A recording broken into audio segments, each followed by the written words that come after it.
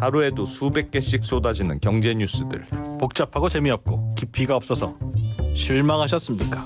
복잡한 건 쉽게, 쉬운 건 재밌게, 재밌는 건 깊게 전해드립니다. 언더스탠딩. 유튜브에서 언더스탠딩을 검색하세요.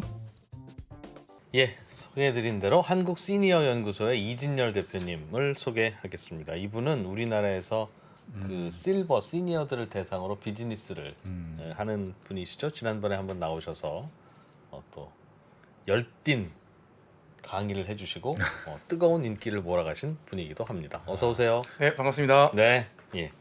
저희가 시니어 산업에 대해서 궁금했어요. 네. 앞으로 우리나라의 시니어 산업이 얼마나 어떤 방향으로 커질 건지. 물론 저희도 연락 닿는 교수님들도 많고 연구원들도 많습니다. 다만 사실 그분들은 분석을 제대로 안 하더라도 큰 손해 안 보는 직업이잖아요. 맞습니다. 네, 맞습니다. 교수님들은 스터디 잘못하더라도 미안한데 잘못 가르쳤네. 그냥 제자들이 손해 보면 끝나는 일인데 네. 사업하시는 분은 스터디를 잘못하면 회사가 망하잖아요. 큰 실수라면 또 크게 예. 망하죠. 그래서 사실은 사업하시는 분이 더 치열하게 리서치를 하시더라고요. 맞습니다. 맞습니다. 그래서 저희가 이진열 대표님 이 리서치가 틀리면 돈을 잃게 되는 맞습니다. 네, 갑자기 부담이 확 되는데요. 모셨습니다. 네. 일본의 시니어 산업은 어떻게 될지 이거 좀 설명해 주시고 네. 또 중간중간 한국 시니어 연구소에 홍보를 하셔도 네. 좋고. 알겠습니다. 사실 제가 지난번에 이제 출연하고 나서 가장 감사했던 피드백은 어떤 거였냐면 네. 이제 업계에 굉장히 저보다 선배님들이 많이 계십니다. 이제 그분들이 이제 연락 오셔가지고 야 진짜 이제 우리 산업도 이런데 나가서 얘기를 할 수 있는 산업이 됐구나. 네. 우리끼리 떠들다가 야 이제 누군가 알아준다. 이제 이런 피드백을 주셔서 정말 감사했습니다. 예. 이제 지난번에는 그래서 저희가 하고 있는 좀 산업의 좀 기초적인 이야기들이나 저희가 하고 있는 비즈니스에 대해 설명을 드렸다면 오늘 일본 얘기를 드릴 건데요. 네. 일본 얘기를 드릴 때 조금 조심스러운 건 사실 저희는 일본을 선험국이라고 불러요. 그러니까 선진국이 아니라 네. 선험국, 그러니까 먼저 경험을 했다 이런 뜻인데요. 네. 그러니까 일본이 우리랑 굉장히 비슷한 구조의 제도를 가지고 있고 먼저 경험했는데 그럼 이제 우리는 그 경험을 어떻게 잘 복귀해서 가져갈 거냐의 네. 측면에서 오늘 일본 얘기를 좀 드리려고 합니다. 그냥 선진국이라고 해도 돼요. 네, 그렇긴 한데요. 또 다분히 또 조심스러운 부분도 알겠습니다. 있고. 네, 역시 그런 비즈니스 측면에서. 하시는 분은 신중해요. 네네네. 사실 교수님들은 그냥 또 한 번 먹으면 되니까. 그런데 네. 비즈니스 하시는 분들은 회사가 망합니다. 그 한 단어 갖고 조심해야 네, 됩니다. 그래서 그래서 오늘 사실 그 배경을 좀 먼저 설명을 드리면 그럼 네. 도대체 왜 일본이냐 그 구조를 이제 인구 구조를 얘기할 수밖에 없는데요. 예. 자료 한번 보여주시면 일단 이게 고령화 비율이라는 걸 좀 얘기할 수밖에 없어요. 근데 일본이 딱 2000년도에 전체 인구의 이제 노인 비율이라고 부르는 고령화 비율이 한 17% 됐습니다. 근데 한국이 2020년 기준으로 16% 정도였어요. 네. 그러니까 딱 그 인구 비슷하네요. 구조의 변화가 구조의 이제 차이가 한 20년 딱 갭이 있습니다. 근데 되게 재밌게 한국은 일본보다도 굉장히 빨리 고령화가 되고 있어서 그러네. 사실은 고령화 속도는 일본보다 약 1.5배 정도 빨라요. 그럼 요걸 산술해 보면 일본이 20년 겪은 걸 한국은 앞으로 한 10년 정도 이제 안팎으로 겪을 가능성이 굉장히 높다. 그러네요. 이렇게 보시면 됩니다. 와. 그래서 우리는 무조건 이 일본을 볼 수밖에 없다. 일본에 대한 선험국으로서. 근데 이제 제가 한번 지난번에 저희 우리나라의 요양시장의 베이스로 있는 장기요양 보험 제도를 한번 설명드린 적은 있었는데 네. 이게 그럼에도 불구하고 말이 참 어렵습니다. 근데 이 요양 보험 제도를 딱 심플하게 설명드리면 65세 이상 노인분들인데 거동이 좀 불편하세요. 혹은 인지 기능의 저하가 좀 있으셨어요. 그럼 이분들을 국가가 5등급 정도로 이제 등급을 매깁니다. 네. 그래서 이분들이 부자여도 가난 분들이어도 요양 서비스를 내가 쓰고 싶어요. 혹은 내가 전동 침대 같은 복지용구를 렌탈하고 싶어요. 그럼 비용의 85%는 국가가 사회보험으로 지원해드릴게요가 그냥 이 제도의 핵심입니다. 근데 이 공급자가 또 중요한데 네. 이 공급을 민간이 대신한다. 가 두 번째 특징이에요. 우리나라 건강보험도 공급을 민간이 하죠. 맞습니다. 의사, 약사. 네, 맞습니다. 의사, 약사분들 다 민간이신데 예. 사실 우린 가서 얼마 내는 투과가 얼마 나오는지 별로 중요하지 않죠. 네. 우린 그 작은 본인 부담감 내는 것처럼 요양도 그렇게 할 수 있도록 만들어 놓은 제도예요. 근데 이게 우리나라 2008년도에 만들어진 법이고요. 네. 14년 동안 이 법을 기반으로 우리나라 요양 시장은 다 만들어졌다. 네. 이렇게 보셔도 무방합니다. 음흠. 네, 우리가 좀 예민한 그 건강보험료 있잖아요. 네. 이제 건강보험료를 잘 뜯어보시면 거기 한 12% 정도를 이 장기요양 보험료로 내고 있고요. 그게 재원이 돼서 네. 우리나라 요양시장이 다 돌아간다 이렇게 보시면 될 것 같습니다. 건강보험료 중에 네. 장기 요양보험료가 별도로 별책보험처럼 붙어 있는 거군요. 맞습니다. 잘 뜯어보신 분들은 장기요양 보험료가 뭐야? 라고 하셨을 텐데요. 이게 이 요양 서비스를 위한 어떤 사회보험료다 보시면 될 것 같습니다. 근데 일본에도 이 장기요양 보험과 똑같은 제도가 있습니다. 네. 일본은 이걸 개호보험이라고 부릅니다. 예. 우리나라 요양을 그들 이제 개호라고 부르는 거예요. 근데 개호보험은 우리나라보다 8년 정도 일찍 2000년도에 시작됐습니다. 그러다가 이제 8년 정도의 제도의 갭이 있죠. 예. 근데 제도는 2000년도에 시작됐긴 했는데요. 그들이 요양 서비스를 시행하고 토대를 만든 건 60년대부터였습니다. 그러니까 이미 1960년대부터 우리가 요양보호사님이 집에 간다고 부르는 방문 요양 같은 게 이미 60년대부터 있었어요. 그러니까 이들은 한 몇십 년을 되게 조금씩 제도도 만들어 오면서 해왔는데 그게 2000년대에 이제 제도로 확 나온 게 이 개호보험이다라고 보시면 될 것 같습니다. 예. 기본 틀은 한국과 완전히 똑같습니다. 제도의 서비스도 똑같고요. 네. 본인 부담금 요율 정도의 갭만 있지 똑같은 제도다 이렇게 보시면 될 것 같습니다. 누가 누구 걸 베낀 겁니까? 한국이 좀 더 늦게 만든 건 맞고요. 네. 근데 이제 베꼈다기보다는 일본이 사실은 경험한 경험치를 가져왔다라고 저희는 잘 정정해서 벤치마크 네, 같은 벤치마크했다. 좋은 단어도 있는데. 알겠습니다. 우리가 네. 늦게 시작했는데 공교롭게도 매우 똑같다. 매우 똑같은데 한국이 더 빨리 따라가고 있는 추세다. 그러니까 일본이 우리가 이렇게 할 걸 미리 알고 8년 전에 우리 걸 미리 베낀 거죠. 미리 베낀 거죠. 예. 우리가- 예상을 하고. 그렇죠. 우리는 모른 채로 베김을 당했던 거죠. 네. 그렇게 좀 우리가 늦게 정리를 시작하긴 했으나. 이렇게 정리하면 네. 좋을 것 같고요. 근데 이들의 기본 이념 중에 참 재밌는 게 있습니다. 그 이용자 본위라고 부르는 개념이 있는데요. 좀 말이 참 어려운데 설명하면 쉽습니다. 네. 그러니까 이용자가 나는 다양한 서비스 중에 선택할 수 있게 해줘야 돼. 그게 이 제도를 만든 기본 이념에 있었어요. 네. 그래서 앞으로 설명드릴 서비스의 구조의 차이가 이 이용자 본이라는 말에서 네. 시작됩니다. 그래서 요거는 한번 기억해 두시면 좋을 것 같고요. 근데 요것도 이제 표로 딱 비교를 해보면 우리나라는 2008년도에 시행됐고 이제 일본이 2000년도에 시행됐습니다. 네. 그리고 우리나라는 기본 본인 부담금 요율이 15%입니다. 그러니까 아주 부자도 나는 15%만 냅니다. 아, 네. 내가 전동 침대 렌탈하는데 월에 10만 원인데 아. 부자도 15,000원 낸다는 뜻입니다. 대신 차 상위로 갈수록 15%가 9%, 6%, 0%로 줄어드는 구조입니다. 아주 극빈층들에게는 요율이 좀 싸지만 맞습니다. 어느 정도 대부분에게는 같은 요율을 적용한다. 그게 15%인 겁니다. 우리나라는. 네. 근데 일본은 그게 10%였습니다. 네. 근데 2015년, 2018년도 그러니까 법을 만든 지 15년, 18년 만에 네. 이걸 위로 20%, 30%를 처음으로 쌓았습니다. 그러니까 요율을 올린 거예요. 부자는 30% 내. 어허. 자산 많은 사람은 20% 내. 네. 라는 걸 쌓았는데요. 근데 네. 그럼에도 불구하고 거의 대부분 10%를 냅니다. 왜 그러니까 그렇게 바꿨나요? 재정 이슈죠. 예, 우리도 예. 그럼 그렇게 갈 가능성이 높긴. 충분히 예상할 수 있는 부분입니다. 아무래도 이게 15%의 위에 구간을 쌓는다고 모두가 20%, 30%를 내는 것은 아니거든요. 이게 위에 또 경제적을 판단하겠다는 뜻이니까요. 네. 그런 쪽 차이가 있고요. 네. 이렇게 좀 구분하시면 좋을 것 같고요. 근데 제가 요 제도 설명을 드리기 전에 뒤에 또 너무 다양한 서비스들이 나오기 전에 네. 한번 좀 짚고 그래도 넘어갔으면 해서 예. 제도에 포함되는 서비스 얘기를 좀 드리고 싶은데요. 네. 이제 앞으로 제가 서비스, 제가 요양 서비스란 말을 이제 많이 하게 될 겁니다. 이 제가는 있을 제자의 집가자를 써서 뭐 한자 그대로 집에서 받는 요양 서비스를 뜻합니다. 근데 우린 요양하면은 다 요양원을 생각해요. 네. 그러니까 이제 들어가는 내가 짐 다 싸가지고 들어가는 요양원을 생각하는데요. 네. 사실은 일본도 한국도 메이저 마켓은 이 제가 요양입니다. 그래서 이 제가 요양을 좀 기억해 두실 필요가 있을 것 같고요. 이 제가 요양 안에는 크게 대표적으로 세 가지 서비스가 있습니다. 하나는 요양보호사라고 부르는 분 집에 갑니다. 네. 그래서 청소 빨래도 해드리고 밥도 해드리는 네. 방문 요양이라는 이제 서비스가 있고, 그다음 어르신들의 유치원이라고 불리는 주간 보호 서비스가 있습니다. 우리나라에도 있고 네, 일본에도 똑같이 있고, 있습니다. 똑같은 게 있고. 네. 이거 주간 보호는 어르신이 이제 유치원처럼 아침에 차를 타고 갔다가 네. 이제 5시, 6시에 집에 오는 유치원이랑 똑같습니다. 네. 데이케어 센터인가 뭐 그렇게. 맞습니다. 정확합니다. 네. 그걸 데이케어 센터라고 부르고요. 마지막에 아까 말씀드린 복지용구 렌탈하는 거. 요 세 가지가 제가 서비스의 대표적인 서비스다. 요렇게 좀 기억을 하고 계시면 네. 아마 뒤에 설명에 이해를 하시는 데 도움이 될 것 같습니다. 예. 자, 이제 좀 데이터를 볼 건데요. 네.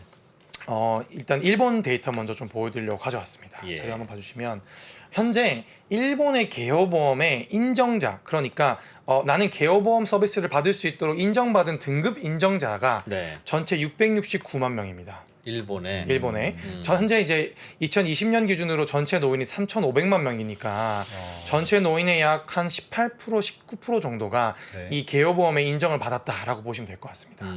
근데 이게 2000년도에는 149만 명이었고요. 네. 이게 딱 20년 만에 3.77배가 늘었습니다. 그러니까 대상자가 한 3배에서 4배 늘었다. 이렇게 인지하시면 될 것 같고요. 20년 동안 20년 동안. 근데 이건 이제 사람 수고, 네. 이제 전체 시장 규모를 보면 금액을 보면 일본은 2000년도에 3조 6천억 엔, 그러니까 우리나라 돈으로 보면 36조 정도의 전체 시장 규모를 서비스가 시행되자마자 형성을 했습니다. 예. 미리미리 그런 제도들이 조금 마련됐기 때문이었는데요. 2020년 기준으로 107조 원을 돌파했습니다. 그러니까 이미 일본은 이게 단일 100조가 넘는 시장을 형성하고 있고요. 이 보시면 2.97배가 늘었는데 딱 인구가 는 만큼 딱 시장도 함께 선형적으로 늘어난 게 일본의 이 개요보험의 케이스입니다. 그러네요. 요 20년 동안 이렇게 흘러왔다. 이제 네. 일본의 케이스고요. 자, 근데 한국을 이제 비교해서 보여드릴 건데 한국은 14년이 딱 됐는데 현재 인정자 총수는 95만 명입니다. 네. 그러니까 좀 사이즈가 한국은 좀 연예전에 좀 작죠. 네. 전체 노인 중에 약 10.7% 정도가 이 등급 인정을 받으셨고요. 네. 근데 그 이제 서비스를 받으시는 분들을 제가 수급자라고 부르는데 2008년도에 15만 명이었던 분이 딱 14년 만에 6배가 성장했습니다. 그러니까 일본과 비교하면 성장 추이는 훨씬 더 가파릅니다. 네. 그리고 전체 시장 규모도 보면 2008년도에 4,800억 원이었어요. 네. 근데 이게 작년 기준으로 11조 원을 돌파했습니다. 매년 13%씩 성장하고 있고요. 이제 이 14년 동안 23배 성장했습니다. 그 말은 나라에서 지출되는 돈이 23배 됐다는 그 말이죠. 정확합니다. 근데 보시면 요 그래프가 딱 봐도 일본은 조금 완만한 곡선을 이루었는데 한국은 급격한 곡선을 이루었어요. 예. 근데 이게 일본이 더 잘 준비했고 한국이 덜 준비했다 이런 의미는 아니고요. 한국은 초반에 훨씬 더 재정을 타이트하게 쓰기 위해서 수도꼭지를 좀 틀어지었습니다. 그러다 보니 초반에 쓴 돈이 적어서 맞습니다. 배율이 커 보인다. 맞습니다. 테스트를 많이 해본 거죠. 예. 네. 일본에 비해서 일본은 처음부터 많이 준 거예요. 네. 그래서 그런 차이가 조금 있고요. 그다음에 자료에서 보시면 뭐 디테일한 숫자들까지 보실 필요는 없는데 큰 트렌드에서 봤을 때 그래프의 이 그 주황 색깔 표시 보이시죠? 이게 아까 말씀드린 방문 요양입니다. 그러니까 이 전체 시장의 방문 요양이 가장 큰 볼륨으로 꾸준히 성장해 왔습니다. 그러니까 사람들은 요양원 아니야? 근데 네. 사실은 이 방문 요양이라고 부르는 재가 요양이 이 시장의 메이저 마켓으로 계속 성장해 분홍색이? 왔었던 거. 네, 제 눈에는 파란색이 더 커 보이는데요. 요 파란색이 썸입니다. 합계군요. 합계고 여기 바로 밑에 있는 이제 요 주황이가 예. 이제 방문 요양이라고 보시면 됩니다. 네. 그다음에 요 남색 그다음 밑에 있는 거 네. 얘가 복지용구입니다. 아, 이제 렌탈하는 거. 주로 어떤 걸 하십니까? 이제 휠체어, 주로 침대, 전체 시장에 가장 많이 렌탈되는 건 예. 전동 침대입니다. 전동 침대. 네, 전동 침대 거의 필수고요. 전동 침대, 그다음에 휠체어. 요게 거의 탑2라고 보시면 됩니다. 전동 침대는 그 어르신을 이렇게 세우려고 필요한 그런 거예요? 맞습니다. 사실 전동 침대의 본질적 요게 이렇게 늘어나는 것도 같은 맥락인데요. 전동 침대의 기본적인 역할은 체위 변경입니다. 그러니까 어르신들이 일어나기도 하고 네. 이제 밑으로 이렇게 내려가기도 하고 네. 그다음에 이런 어르신들을 식사할 수 있게 일으켜도 드리는데 이렇게 되는 것도 있고. 그 체위 변경의 목적은 어르신만을 위해서는 아니고요. 네. 내가 케어하는 사람인데 내가 케어하는 사람이 어르신을 들 수 없잖아요. 그렇죠. 네. 예. 또 케어하시는 분도 나이가 많으니까. 음. 그래서 어르신 체위 변경이라는 목적 하에 보호자나 이제 요양보호사, 어르신 모두를 위해 이런 프로덕트들이 좀 많이 필요해진 겁니다. 그래서 시장이 숙성될수록 이 복지용구를 쓰는 비율들이 굉장히 드라마틱하게 늘어났다. 이렇게 보시면 될 것 같습니다. 전동 침대는 저희 집에서도 좀 필요합니다, 사실은. 네, 그러면 저희가 애들이 고등학생인데 아, 활동할 시간이 있는데 안 일어나. 무거워서 들 수도 없고 이렇게 세울 수 있다는 건 침대를 맞습니다. 침대 세울 수도 있고 따로 올릴 수도 문의 좀 있고. 하겠습니다. 네, 예. 저희가 이제 일본 거 수입하고 있으니까 아 예. 문의 주시면 좋을 것 같습니다. 실제로는 그 정부 보조금이 없으면 얼마예요, 그게? 이제 실제로 저희가 이제 수입하고 있는 제품은 구입하면은 한 350만 원에서 400만 원 정도고요. 비싸네요. 근데 월에 한 10만 원 정도에 보통 이제 비급여, 그러니까 국비 지원 안 받고 렌탈을 할 수 있고요. 네. 이제 국비 지원을 받으면 15,000원에서 13,000원 정도를 받으시면 되는 거죠. 저는 렌탈을 해야 되겠습니다. 네. 앞으로 뭐 이제 1년만 깨우면 되니까. 네. 그래서 요 자료 중에 또 재밌는 게 보면 요 빨간 색깔 네모에 있는 2017년부터 2019년 얘기인데요. 네. 자료가 좀 부족하긴 하지만 여기 지금 하늘 색깔 여기 한번 주목해 주시면 요 하늘 색깔이요. 요게 밑에는 이전에는 참 거의 없었어요. 없다가 갑자기 요때 팍 올라갑니다. 네. 요때 보시면 요 하늘 색깔 요 하늘 색깔입니다. 그러네요. 네, 요때는 지지부진하다가 요때 갑자기 확 늘어나요. 이게 하늘색. 주야간 보호, 주간 보호라는 서비스입니다. 네. 아까 말씀드린 데이케어, 데이케어. 어르신 유치원 같은 거. 예, 예. 요게 좀 시사점이 있는데요. 요때가 뭐냐면 국가가 수가 프로그램 설계를 한 거예요. 네. 시장에 야, 방문 요양만 너무 많아. 음. 근데 어르신들한테 방문 요양은 요양보호사가 1대1로 들어가야 되는데 네. 야 요양보호사 점점 구하기 어려울 텐데 네. 이렇게 가면 안 될 것 같아. 근데 데이케어는 1대 다케어니까 데이케어를 많이 만들자 예. 해서 수가를 이때 많이 줬어요. 음. 수가를 이제 다른 서비스를 써도 주간 보호를 갈 수 있도록 양쪽을 다 쓰면 막 증액을 막 시켜줬어요. 써라 쿠폰 주면서. 쿠폰 주면서 이제 할인 쿠폰 막 준 거죠. 그럼- 수가 쿠폰을 준 거죠. 그러면 그쪽으로 습관이 드시면 네. 제가 방문은 좀 덜 찾으실 수 있으니까. 조금 다른 맥락인데요. 공급자를 늘린 겁니다. 공급자 인센티브를 준 거예요. 아. 공급자들아 방문 요양 말고 너네가 돈을 조금 더 들여가지고 네. 오프라인 공간 좀 만들어라. 우리가 대신 돈을 더 벌 수 있게 수가를 더 줄게. 네. 이게 프로그램을 만든 거예요. 네. 그래서 공급자가 드라마틱하게 늘어났습니다. 이 딱 3년 동안. 네. 근데 무서운 건 2019년도에 그 제도가 바로 없어졌어요. 왜요? 많이 늘어난 거죠.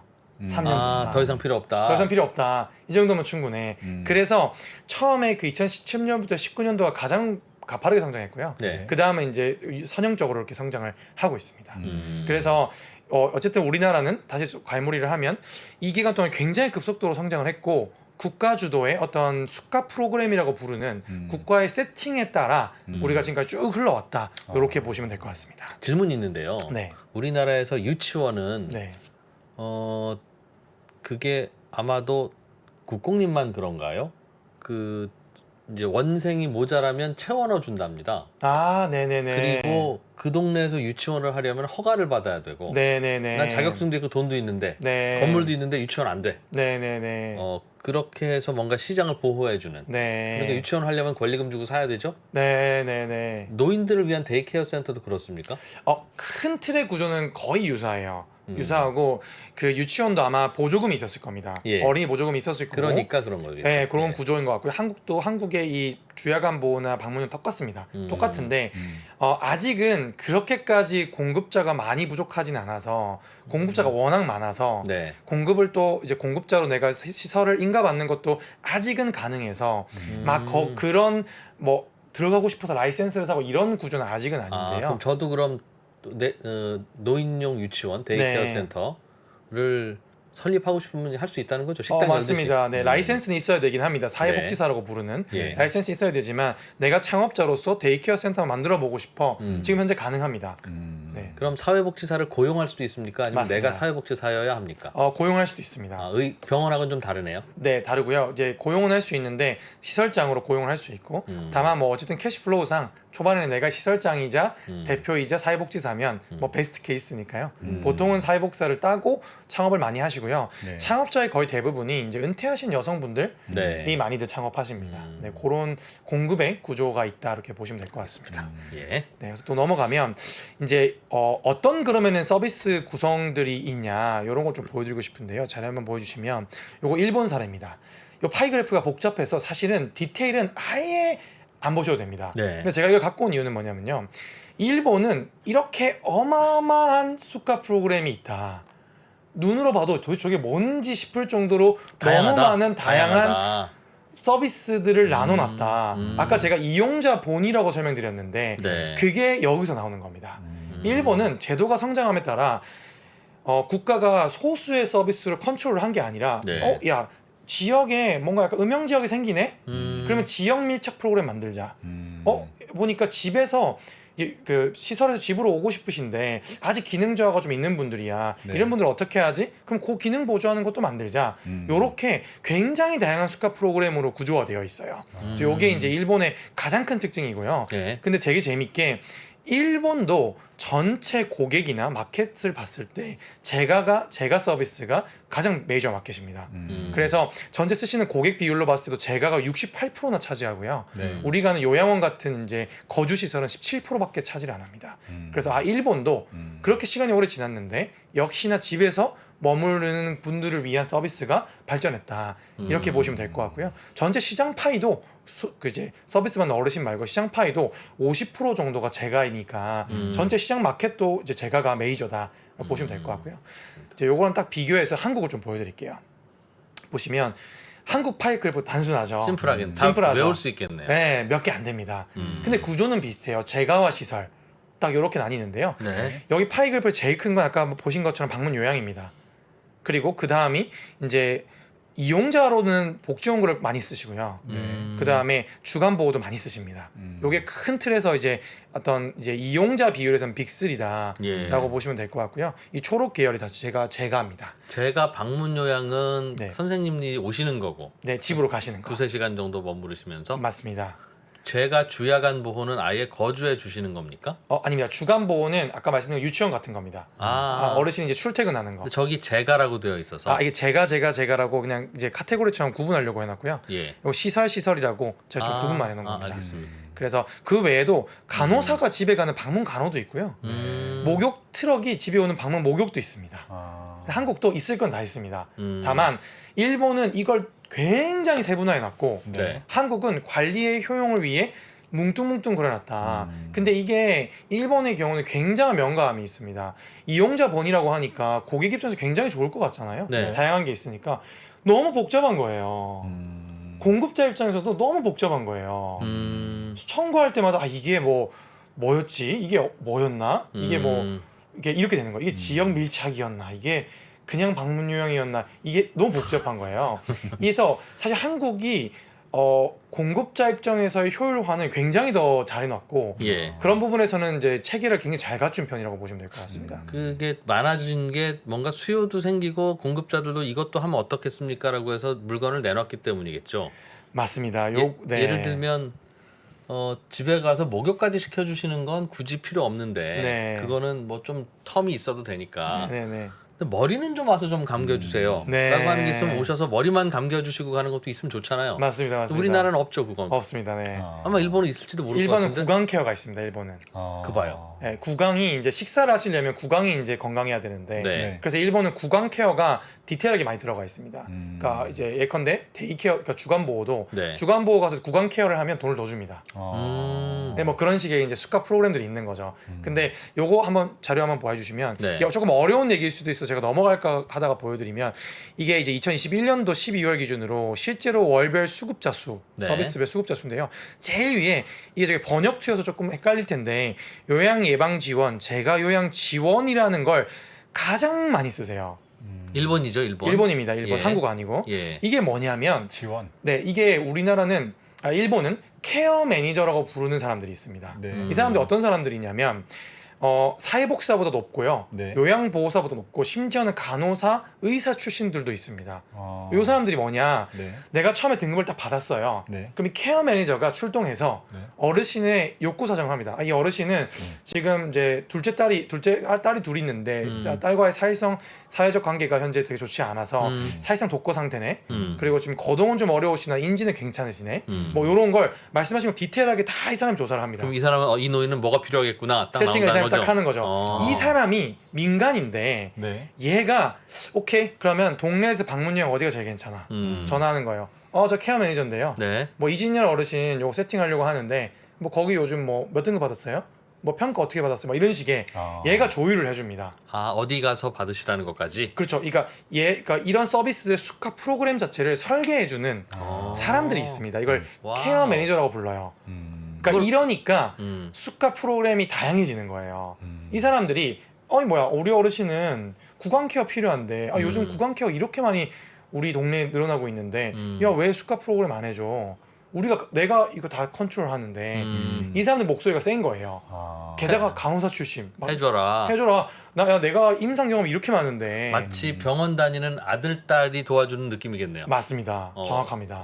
그러니까 왜 해줘라. 우리 아버지 해드려야지. 우리 어머니 왜 안 해드려? 이런 한다는 거죠. 그렇죠. 그래서 이 디테일이 좀 커졌고요. 이 기능을 한국은 건강보험공단이 일부 하고 네. 조사를 나올 때 기본을 하고 방문요양센터가 이 기능의 일부를 민간에 좀 합니다. 이제 방문요양을 워낙 많이 쓰시니까 또 네. 엔트리 서비스라고 보통 부르게 되는데 방문요양센터가 이제 어르신 욕구 사정을 쭉 해요. 네. 그래서 이 어르신이 집에 전동 침대가 필요하네. 방문요양센터들이 복지원구사한테 전화해가지고 우리 요 어르신 전동 침대 좀 필요하니까 와서 상담해 주세요. 요 역할의 또 일부를 방문요양센터가 우리나라는 하고 있습니다. 방문요양센터는 그렇게 해서 전동 침대를 놓으면 인센티브가 있어요. 금전적으로. 그게 불법입니다. 네, 고객을 이제 왜 병원도 알겠습니다. 한참 그런 논란들이 있었잖아요. 병원에 이제 고객을 연결하는 거에 대한 뭐 네, 위법성 예, 논란과 예. 완벽히 똑같습니다. 그래서 의료법에도 있는 그 유인할 선행위가 이 요양에도 있습니다. 그럼 일본에서는 그런 거 일일이 맞춰주고 이런 거 있다는 것조차도 모르는 노인들이 대부분일 테니 네. 평생 처음 겪는 거 아니겠습니까? 그럼요. 어떤 메뉴가 있고 뭐가 좋은지를 어떻게 알겠어요? 절대 알 수 없죠. 이거 하시면 좋습니다, 안 좋습니다 모르잖아요. 네네네. 그거를 권해주는 그런 말씀하신 뭐라고 했죠? 케어 매니저라서. 케어 매니저. 네네네. 그분들도 그러면 고정급입니까 일본은? 이게 이제 기본적으로 수가 체계에 있어요. 이분들도 민간이니까 네. 이분들도 시설이 있습니다. 그러니까 이 케어 매니저만 하는 방문요양센터, 주간보호센터 같은 시설이 있는 겁니다. 네. 우리는 아예 없는 개념이고요. 이 케어 매니저들의 집단 같은 거라고 보시면 됩니다. 우리도 빨리 있어야 될 텐데 네. 조만간 생기겠네요. 네. 왜냐하면 일본은 우리가 곧 만들 걸 먼저 베껴가잖아요. 그럼 우리 먼저 갖고 가죠. 예, 갖고 와서 베낀 건데 네. 일본이 하고 있다면서요. 네네네. 그러니까 우리도 곧 하겠네요. 네, 이게 아마 제도에 설계하시는 분들이 정말 고민하시는 부분을 알고 있습니다. 필요한데 없었던 또 개념을 또 만드는 게 참 쉬운 일은 아니거든요. 그래서 아무튼 고민이 많다. 이제 다만 일본은 개요보험 안에 이 케어 매니저가 어떤 컨트롤을 하다 보니까 예. 이런 굉장히 다양한 수가 프로그램들이 나왔다. 이렇게 보시면 될 것 같고요. 자료 한번 다시 보여주시면 네. 이제 일본의 개요보험의 히스토리를 저희가 선엄이라고 말씀드렸는데 네. 한국이 굉장히 잘하고 있는 건 뭐냐면 일본의 20년 역사 중에 잘하고 있는 것만 쏙쏙쏙 해가지고 저희 내재화를 굉장히 잘하고 있습니다. 그래서 요거 히스토리를 조금 보여드리면 2006년도에 일본은 의료와 요양의 연계를 굉장히 고민을 많이 했습니다. 그러니까 의료와 요양이 사실은 같이 붙어 있는 거라고 본 거죠. 근데 한국은 이거에 대한 히스토리를 따라가서 2023년부터 네. 요거를 도입하려고 지금 제도화하고 있습니다. 그래서 요런 또 히스토리가 있고요. 그리고 2009년도에 일본은 이 서비스 제공자, 공급자들을 굉장히 압박하는 법이 생겼습니다. 너네 약간 부정 청구 같은 거 할 거야? 우리가 다 가서 관리 감독 해가지고 환수 다 할 거야. 네. 너네 행정 처분 내릴 거야. 이런 시스템을 2009년도에 만들었는데요. 한국은 딱 똑같이 2019년도에 이 법이 개정이 됐습니다. 그래서 기존에는 센터를 막 만들 수 있었어요. 네. 신고제로 그냥 네. 신고하면 다 해주는데 지금은 지정을 받아야 됩니다. 지자체에. 그래서 그런 좀 이게 변화가 있었고요. 그다음 기존에는 왜 유치원 재무회계 도입, 뭐 유치원 뭐 이런 맞아요. 이런 얘기도 있었잖아요. 예. 똑같습니다. 여기도 재무회계 규칙이 도입이 됐습니다. 2019년도부터 도입이 됐고요. 그런 관리 감독 체계가 일본에 2009년도에 있었고 한국은 2019년도에 있었다. 그래서 이런 히스토리가 좀 있고요. 또 되게 재밌는 게 아까 말씀드린 것처럼 2015년도, 18년도에 본인 부담금이 인상됐다고 말씀드렸는데 네. 한국은 여전히 15%가 이제 최상위이자 기본이고요. 그렇기 때문에 한국도 이런 건 충분히 도입은 가능성이 있다. 요건 저희가 좀 아무래도 염두하고 있는 국가가 염두하고 있는 부분일 것 같고요. 그 다음에 또 현재 일본은 2021년도에 이 데이터에 대한 투자를 굉장히 많이 하고 있습니다. 그러니까 의료에서 들어오는 데이터, 네. 요양에서 들어오는 데이터, 우리가 왜 마이 데이터라고 불렀던 한국에서 네. 그런 걸 일본에서는 현재 의료와 요양의 이 데이터 기반을 뭔가 데이터 드리븐을 하려고 네. 체계도 만들고 있고 이것도 수가 프로그램으로 만들고 있어요. 막 데이터 잘 입력하면 돈 더 주고 막 이러거든요. 네. 네. 한국도 최근에 이 마이데이터에 헬스케어 관련되어 있는 마이데이터를 하겠다라고 이제 테스트를 하고 있는데 이것도 같은 맥락에서 이제 일본의 현재 고민과 한국의 현재 고민이 똑같이 맞닿아 있는 이런 키워드들도 있습니다. 무슨 데이터예요? 예를 들면? 예를 들면 뭐 한 어르신에 대해서 보면 이 어르신이 내가 지역에서 무슨 프로그램 같은 걸 했을 수도 있어요. 뭐 노인정 같은 데 갔을 수도 있고 다 지자체에서 관리하는. 근데 내가 병원 데이터도 있어요. 내 어떤 의무 기록들도 있죠. 의료 기록들. 그리고 내가 요양 서비스를 받으면서 거기다 배변 기록, 뭐 실금 기록 뭐 이런 거 다 있거든요. 네. 근데 이게 다 따로 있잖아요. 네. 그러니까 한 어르신에 대한 토탈 케어가 안 되는 거예요. 병원에 가면 요양사가 어떤 걸 느끼는지 의사는 모르고 모르고. 의사가 알고 있는 이분에 대한 정보를 요양사는 또 모르고 맞습니다. 의사가 뭘 하십니까? 이렇게 네. 물어봐야 되고 맞습니다. 약을 어. 언제 먹으래요? 이 약 왜 어. 먹어요? 이러고 있고 의사 선생님은 매일매일 어르신을 보는 임상 환경에 천병에 있는 요양보호사들이 수집하는 정보는 모른다는 아예 거죠. 모르는 거죠. 어. 그래서 이거를 이미 우리나라는 건보가 이걸 또 양쪽을 하다 보니까 네. 이걸 마이데이터 사업으로 지금 만들려고 하고 있고요. 일본이 21년 만에 지금 고민하고 있는 걸 한국은 지금 똑같은 시점에 우린 더 빨리 또 나가고 있어가지고 이 부분에서 또 한국이 또 잘하는 부분이 있습니다. 한국이 제가 이제 이걸 보면서 느끼는 거 한국이 정말 빨리 습득하고요. 네. 빨리 혼나고 빨리 잘 고치는 것 같습니다. 일본은 오랫동안 혼나고요, 오랫동안 준비하고 오랫동안 고치는 것 같고요. 이게 어떤 나라마다의 어떤 문화나 생각에 좀 차이가 있는 것 같다 이런 생각이 좀 들었고요. 네. 그리고 요 얘기도 조금 재밌는 얘기라서 좀 드리고 싶은데 일본에는 이제 굉장히 많은 대기업들이 있습니다. 제가 요 얘기도 뒤에 드릴 텐데 네. 부정수급, 그러니까 이게 국비 지원을 받는 건데 국비 지원을 부정으로 받은 거예요. 안 그러니까- 나가고 나갔다고 하고 안 네, 주고 뭐- 줬다고 하고 뭐 요양보호사 안 갔는데 음. 그냥 뭐 이렇게 가서 출퇴근을 그냥 네. 막 한 거예요. 네. 뭐 어르신 안 왔는데 주간보호에 왔다고 신고한 거예요. 네. 그런 부정수급으로 인해서 전체 매출 한 6천억이 넘는 매출에 시설수 1위 업계 1위였던 브랜드가 딱 몇 달 만에 회사가 망한 케이스가 있습니다. 아이고 이거를 이제 업계에서는 콤슨 사태라고 부르는데요. 실제 회사 이름이 콤슨이었습니다. 콤슨이었고 2007년도에까지는 일본의 굉장히 대표적인 빠르게 성장하고 있는 개요 서비스 회사였습니다. 네. 실제로 이제 이 현지의 신문 기사인데요. 현지에서도 굉장히 많이 얘기가 될 만큼 대표적인 사례였는데 이 회사가 굿윌 그룹이라고, 이 굿윌 그룹은 그 당시에 인력 파견 회사, 도급 파는 회사였는데 네. 그 도급 파는 회사의 자회사로 있었습니다. 근데 이 콤슨이 그래도 한 연결 기준으로 한 6,800억 정도 했고요. 전체 시설 센터 수로 업계 1위 정도였어요. 예. 그러니까 1위, 2위 막 다투고 있는 곳이었어요. 근데 갑자기 2007년 5월에 콤슨이 아주 악질적으로 부정 청구를 하고 있다는 걸 이 후생노동청에서 알게 된 거예요. 네. 이놈들 봐라. 그런데 이게 악질적이었다는 표현은 알고 한 거예요. 그럼 알고 하지 그럼 요양보호사 갔다 온 걸 안 갔다 온 걸 갔다 왔다고 하는 걸 나도 모르는 사이에 합니까 그거? 근데 본사에서 모르는 경우들이 있을 수 있거든요. 왜냐면 이게 전국에 있잖아요. 중앙 컨트롤타에서 모를 수 있어요. 왜냐면 각 지점에서 예를 들면 지점끼리 막 경쟁을 시켜버리면 네. 막 부정 청구를 할 수도 있잖아요. 그렇죠, 네. 그렇죠. 그런데 이제 이건 콤슨이 한 거예요. 본사에서. 본사에서. 근데 이 당시에는 이제 의혹이었으니까 본사에서 의도적으로 한 것 같은데? 가 이제 인지를 한 거예요. 네. 근데 이게 공무원들이잖아요. 이들도 이제 후생 노동청 사람들은 공무원들 입장에서 이게 공무에 대한 공공에 대한 도전이라고 본 것 같아요. 네. 그래서 대대적인 조사를 했습니다. 전국에 사람 풀어버린 거죠. 싹 다 갖고 와 자료. 해가지고 해보니까 사실 한화로 40억 정도의 부정 청구 금액이 있었어요. 근데 얘네 매출로 보면은 40억 그렇게 큰 돈은 아니거든요. 네. 근데 얘네가 이거 가지고 자료 조사를 굉장히 많이 했고요. 그래서 그냥 후생노동청에서 이제 콤슨의 모든 센터들은 갱신 안 돼. 너네 인가 다 취소야.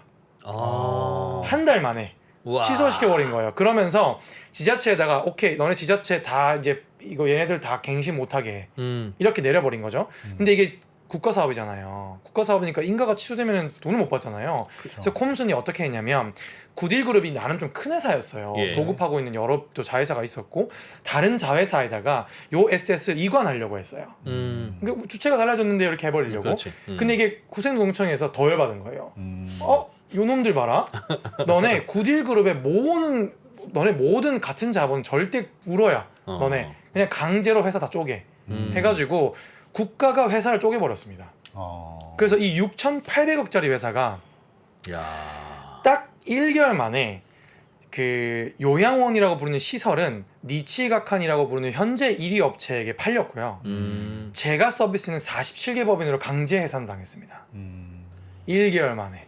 근데 되게 무서운 건 이 이후에 2007년부터 2008년까지 이 규제가 굉장히 높아졌고요. 그래서 제가 앞에 요거 설명드리면서 일본의 규제가 2009년도에 나왔다고 말씀드렸잖아요. 네. 이 규제가 콤슨 사태 때문에 만들어진 규제입니다. 어떤 규제라고 하셨죠? 이게 이제 그 센터들을 관리 감독하고 부정 청구 있으면 이제 관리 감독해가지고 환수도 하고 네. 취소도 하고 하는 그런 제도를 요 콤슨이 이 일을 해서 이 일본이 만든 겁니다. 관리 감독을. 근데 한국도 이런 일이 없냐? 굉장히 많이 있습니다. 저도 우리 저희 채팅창에도 아, 네네네. 이미 많다고. 아, 네네네. 엄청나게 많습니다. 엄청나게 많고. 네. 근데 소형 센터들이 그런 일들 많이 하다 보니까 드러나지 않을 뿐인데요. 이 문제를 한국도 똑같이 인지하고 있어가지고 2019년 법을 개정할 때 기본 토대가 예. 재무의 투명성을 일단 하자. 그래서 요런 거 잡아낼 거야. 요게 또 한국의 고민의 연결이 이런 콤슨 사태 때문에 있었고요. 그래서 이 엄청나게 큰 회사가 딱 이제 이 3개월 만에 회사는 다 이미 다 정리가 돼버렸고 실제로 2007년도 말 그러니까 6개월 만에 콤슨은 모든 사업을 다 종료했습니다. 날라가 버렸습니다. 그리고 2009년까지 결국 회사는 그냥 강제 해산을 당했습니다. 우리나라는 이걸 어떻게 규제하고 어떻게 막고 어떻게 감시합니까? 일단 한국은 IT 강국이지 않습니까? 예. 일단 기본적으로 건강보험공단 시스템이 굉장히 촘촘하게 되어 있습니다. 그래서 청구 자체가 이미 디지털라이제이션 되어 있습니다. 그래서 상당한 부분이 그 디지털에 들어가는 데이터를 뭔가 조작하지 않으면 네. 뭔가 그런 조작이 쉽지 않게 일단 기본 틀은 잘 마련되어 있습니다. 한국은. 근데 할머니 집에 안 가고 갔다고 하든가 네네네. 할아버지가 데이케어 센터 안 오셨는데 왔다고 하는 걸 네. 디지털 기술로 어떻게 막습니까? 일단 기본적으로 출퇴근을 NFC 태그 같은 걸 찍어서 스마트폰으로 진짜 가야 출퇴근할 수 있도록 되어 있는데요. 할머니 폰으로 돼야? 아닙니다. 요양보호사가 직접 가서 예. 어르신 댁에 태그를 딱 찍으면 출근 띵동 되고요. 네. 퇴근할 때 딱 찍으면 예. 퇴근 띵동 이렇게 됩니다. 그게 할머니 안방에 있어요? 그 그거는 태그가? 이제 부착 장소가 고정되고요. 네. 부착을 떼면 바로 부정수가로 이제 뭔가 제재를 받습니다. 아 대개는 대문 앞에 이렇게 있나 보군요. 아니죠. 이제 안에 집안에 이제 뭐 냉장고 옆에 신발장 이런 식으로. 뭐 아. 그런 식으로 있습니다. 가야만 할 수 있게. 다만 예. 딱 봐도 휴대폰 갖고 가는 사람, 휴대폰 놔두고 가는 사람이 있을 것 같은데 그런 생각 들 거잖아요. 아 할머니 이거 좀 매번 이렇게 해주세요 이렇게. 네, 대신 제가 현금 한 달에 10만 원씩 드릴게요. 어. 당연히 그런 사람이 있을 수 있죠. 무슨 네. QR 코드나 바코드입니까? 이게 그냥 NFC 찍는 태그예요. 아. 요만하게 생겼어요. 근데 요런 당연히 뭐 꼽을 수도 있을 수 있죠. 그리고 또 뭐 예를 들면 NFC 태그가 안 될 수도 있잖아요. 네. 왜냐면 요양보호사 선생님들이 나이가 좀 많으시기 때문에 와이파이 켜놓고 사세요. 네. 근데 이상한 와이파이 걸린 거예요, 막. 네. 그럼 인터넷 안 되잖아요. 예, 예. 그런 경우에 종이를 한 장 쓰게 되어 있는데 그때부터 이제 조작이 가능하죠. 아, 네. 그래서 수면 아래에 일단 기본 데이터는 돼 있지만 그래도 청구의 부정수가는 완연하게 돼 있습니다. 그래서 2019년도에 법을 개정할 때 뭐 지난번에 말씀드렸지만 건강보험공단이 한림대학교랑 같이 논문을 발표했는데요. 네. 논문 결과 그거였어요. 아니 이게 막 경쟁을 시켜놓으면 알아서 대형화도 되고 이게 조정이 될 줄 알았는데 소형 영세 기관만 한 2만 개가 생겨가지고 네. 부정수가와 관리 이슈만 엄청 커지네. 야 우리 처음 가설이 실패인 것 같아. 이제는 관리 감독을 철저히 해서 네. 갑자기 검찰 수사 나가듯이 지자체랑 정보가 가서 자 서류 다 주세요.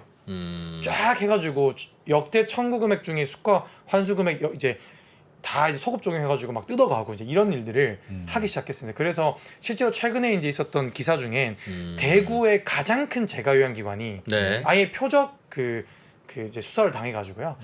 거의 과징금 몇 억 정도 받았다 이런 기사가 나기도 했어요. 그래서 이런 것들이 이제 현재 우리나라도 진행되고 있다. 근데 일본은 6,800억짜리 회사가 6개월 만에 날라갔다. 이런 얘기 좀 들을 수 있을 것 같고요. 우리나라도 6,800억짜리 회사가 생기려면 네. 소비자들이 결정을 할 때 뭔가 품질이 달라야 되는데 아, 네네네. 예를 들면 제가 서비스라고 하면 그 요양보호사 한 분이 오시죠. 네. 그런데 저희는 뭐 특별 교육을 시켜서 굉장히 품질 좋은 서비스를 제공하는 요양보호사가 갑니다. 그런데 다른 분들은 한번 가면 뭐 10만 원이지만 우리는 30만 원입니다. 그러나 돈값 할 겁니다. 하는 게 있고 서로 경쟁시키고 해야 그래야 커지는 데는 커지고 난 네. 저기 갈래 아니면 여기는 가성비 좋네 네네네. 그게 서로 될 텐데 네. 우리나라는 병원들은 그런 거 잘 없잖아요. 감기 네. 치료를 받으러 가면 잘해줘도 4,000원, 못해줘도 4,000원. 네. 어떤 구조인가요? 우리 요양도 완전히 똑같습니다. 그러니까 국가의 프로그램이 잘해줘도 4,000원, 못해줘도 맞습니다. 4,000원이에요? 그렇기 때문에 게다가 음. 유인할선이라는 텍스 워딩이 굉장히 포괄적으로 되어 있어가지고 자칫 잘못하면 고객한테 너 리워드 준 거 아니야? 고객한테 이거 현금성 혹은 향응 뭐 약간 이런 거 주면서 너 고객 후킹한 거 아니야? 라고 할 수 있는 여지도 있어가지고요. 현재 그런 것들이 좀 장애이긴 합니다. 다만 이게 실제적으로 뭐 어르신 입장에서는 네. 더 퀄리티가 높은 요양보호사를 찾는다는 게 참 어려운 얘기인데요. 어르신한테 적합한 요양보호사란 무엇인지를 대한민국의 어르신 중에 거의 대부분 모르실 거예요. 사람 써본 적이 없거든요. 그렇죠. 우리 역사에 내가 어떤 사람이 아이 집에 와서 우리 집 문 닫고 들어와가지고 나는 몸이 불편한데 내 세간살에 손대는데 네. 어떤 사람이 좋은 사람이 있지에 대한 정의가 네. 있을 리 만무합니다. 그렇죠. 그러니 퀄리티라는 걸 정의하기가 다소 어렵다. 그래서 저희 같은 업체들이 많이 하는 건 요양보호사를 적합하게 잘 구해서 어르신한테 맞을 때까지 바꿔드릴게요. 네. 적합한 사람을 빨리 보내드릴게요. 그리고 필요한 서비스가 요양만 있지 않으시니까 간호, 주간보호, 복지원고 믹스해서 제공해드릴게요. 예. 이런 방향으로 저희도 가고 있고 저희 같은 회사들도 일본도 그렇게 해서 커진 회사들이 많습니다. 그래서 일본 회사 얘기를 조금 더 드리면 좋을 것 네. 같은데요. 예.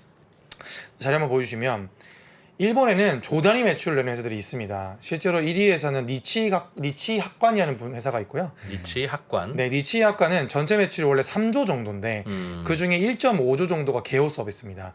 그래서 전체 이제 업계에서 1위 정도고요. 그리고 손포홀딩스라고 손포는 일본의 유명한 그 손보사입니다. 네, 그래서 보험사에서 진출한 케이스고요. 네. 이거는 손포홀딩스가 업계에 좀 빅플레이어를 인수해가지고 이 시장에 진출을 했습니다.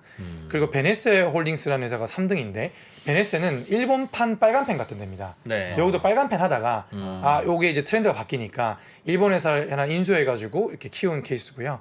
뭐 그 외 세콤 우리가 잘 아는 세콤도 있고 이렇게 빅플레이어들이 많은데 되게 재밌는 게 상위 25개 기업의 총 매출을 합쳐도 마켓시어 10% 정도밖에 안 돼요. 그러니까 90%는 일본도 여전히 쪼개져 있는. 지역의 대장. 나는 예를 들면 뭐 어느 지역의 대장이야. 나는 이 지역의 통이야. 난 이 동네 요양보호사가 다 친구야. 그리고 나는 동네 사람들의 특징 다 알아. 이런 지역의 빅플레이어들이 여전히 90% 정도를 시장을 먹고 있다. 그러니 일본도 이 파편화를 결국은 그러니까 대형화가 되어 왔지만 일본은 뭐 디지털 갖고 뭔가를 하거나 그런 게 네. 아니었다 보니까 예. 파편화가 좀 더 그냥 유지됐다. 다만 한국은 저희 같은 스타트업 포함해서 다 디지털라이제이션을 하고 있거든요.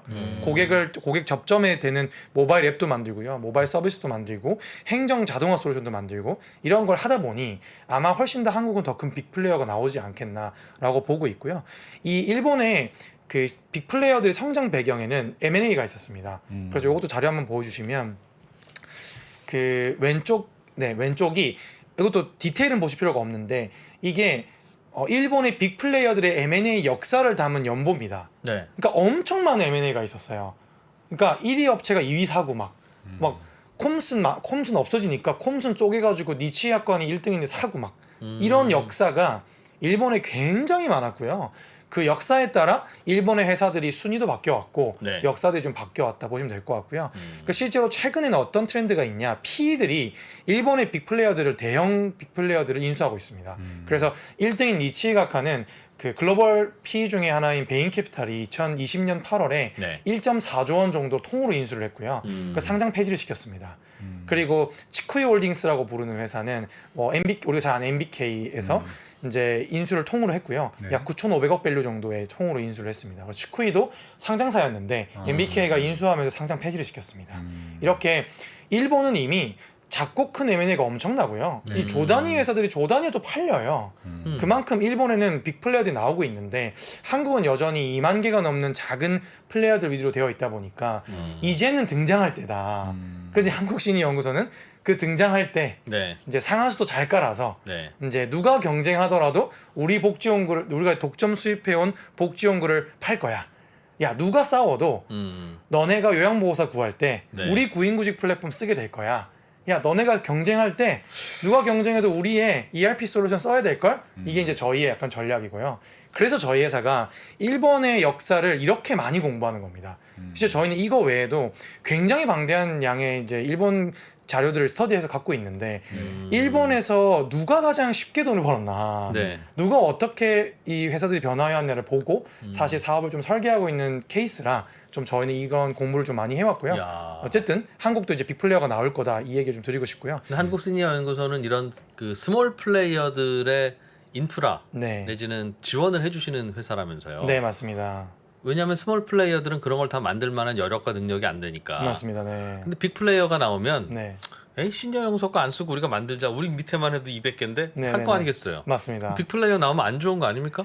근데 빅플레이어도 저희가 일찍 시장에 들어왔기 때문에 네. 이제 인프라로 갖추고 있는 것 중에 뭐 예컨대 일본에서 독점 수입해오는 전동 침대 이런 것들은 이제 그 약처럼 네. 건강보험공단에 등록되면 수가가 나오잖아요. 네. 절차가 한 1년 걸립니다. 한 개 등록하는데. 추가로 나오는데. 근데 이게 엄청 높아요. 허들도. 그래서 올해 3월에 저희가 제품을 하나 등록을 했는데 3월에 전체 통과한 비율이 23%밖에 안 됐습니다. 근데도 1년이 걸리는데 네. 탈락하면 1년 뒤에 또 해야 되는 거예요. 네. 근데 저희는 일찍 들어왔잖아요. 네. 이런 것들이 이제 켜켜이 쌓여져 있으면 우리 거 사는 게 인수하는 게 낫다. 인수하는 게 낫고 그냥 본인들의 고객한테도 어차피 전동 침대가 필요하다고 하면 네. 우리 걸 줄 수밖에 없을 거다. 그리고 뭐 예컨대 저희가 요양기관의 종사자들이 다 모여 있는 1등 커뮤니티를 운영하고 있는데요. 한 네. 30만 명 정도 계시는데 그런 경우도 저희가 어차피 1등이에요 지금. 그리고 앞으로도 1등을 받기가 쉽지 않을 거거든요. 네. 이제 그런 걸 미리 쥐고 있을 거다. 뭐 그런 거가 저희 좀 전략이고요. 실제로 저희는 스마일 시니어라는 브랜드를 또 운영하고 있는데 예. 그건 인재 시장에 진입하는 플레이어들 있잖아요. 네. 그 교육 프로그램을 또 저희의 강점으로 갖고 있습니다. 그래서 난 한 번도 해본 적 없는데 얘네가 준 교육, 얘네가 준 ERP, 네. 얘네가 갖고 있는 솔루션 쓰니까 금세 평균까지 올라오네. 이런 것도 저희 또 강점이거든요. 그래서 저희는 대형화는 대형화대로 가라. 어차피 일본처럼 파편화 되긴 할 테니까 우리는 그 시장에 약간 상하수도 먹을게. 네. 이게 저희의 좀 전략이고요. 요 자료 한번 보여주시면 예.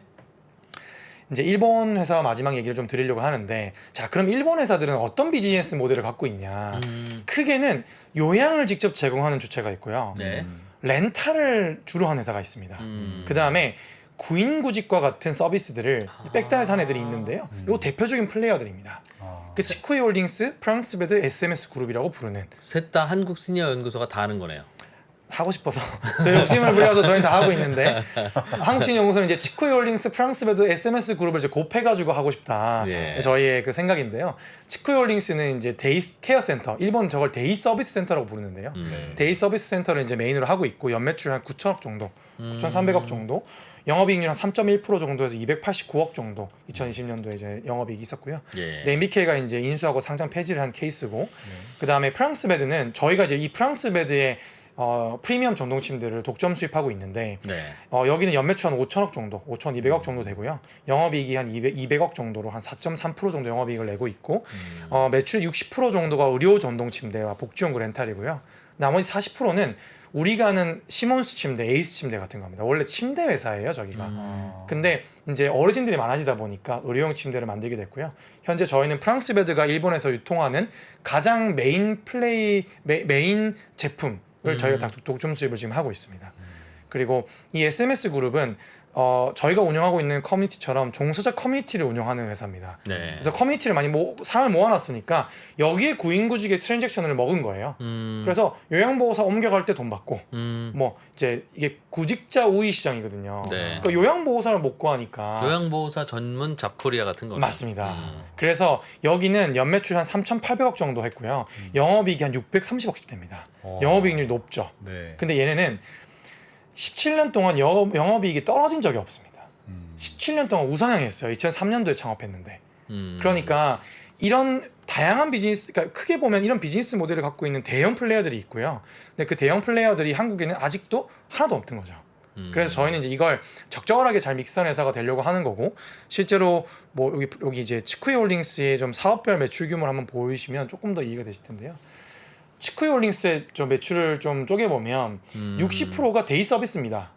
그리고 이제 거주는 실버타운 같은 거예요. 네. 실버타운 같은 거고, 그 다음에 재가 요양이 있고, 그 다음에 인재 관리가 이것도 구인구직 서비스입니다. 그리고 장비 임대가 렌탈 서비스입니다. 네.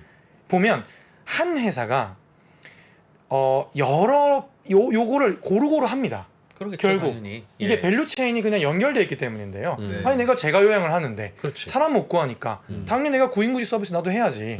아니 우리 어르신이 전동침대 똑같이 쓰는데 네. 내가 렌탈 안 하면 바보잖아. 그렇죠. 이제 이런 맥락에서 다 같이 하는데요. 네. 근데 이 전문성의 차이가 생긴 게 이제 저희가 갖추고 싶은 인프라 같은 건데 예를 들면 프랑스 베드는 저번에 말씀드렸지만 도쿄 인근에만 26개 정도 있는 대형 서비스 센터를 갖고 있습니다.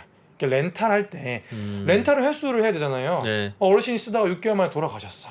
이제 회수를 해야 되는데 네. 회수한 걸 메인터넌스하고 AS하고 소독하고 재포장하는 걸 얘네는 서비스 센터라고 부릅니다. 네. 이게 일본에 도쿄에만 26개가 있어요. 이런 게 있는 애들이 렌탈을 먹을 수밖에 없는 거죠. 근데 치쿠이는 왜 렌탈이 이렇게 작냐? 그걸 구축할 수 있는 건 시간이 너무 오래 걸리는 거예요. 구축해봐야 규모의 경제가 또 안 되고. 안 되고.